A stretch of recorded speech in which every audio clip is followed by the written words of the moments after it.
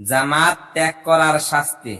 নবী করিম সাল্লাল্লাহু আলাইহি সাল্লাম ইরশাদ করেন, যে ব্যক্তি আজান শুনে কোনরূপ ওযর ছাড়াই জামাতে শরীক হয় না, বরং আপন স্থানে নামাজ পড়ে নেয়, তার নামাজ কবুল হয় না। সাহাবাগণ আরজ করিলেন, ওযর বলতে কি বুঝায়? হুজুর সাল্লাল্লাহু আলাইহি সাল্লাম বলেন, অসুস্থতা অথবা ভয় ভীতি।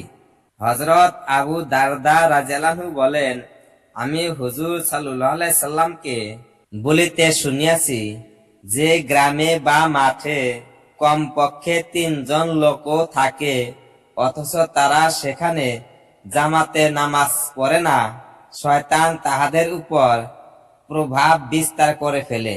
কাজেই জামাতকে জরুরি মনে করো। দল ত্যাগকারী বকরীকেই বাঘে খেয়ে ফেলে, আর মানুষের বাঘ হলো শয়তান।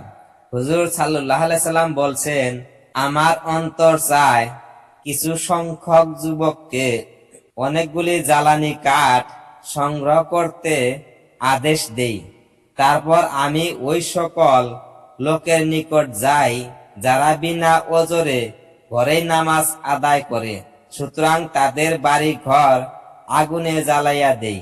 নবী করিম সাল্লাল্লাহু আলাইহি সাল্লাম উম্মতের প্রতি কত বড় মেহেরবান ছিলেন, এবং কারো সামান্যতম দুঃখ তিনি সহ্য করতে পারেন না।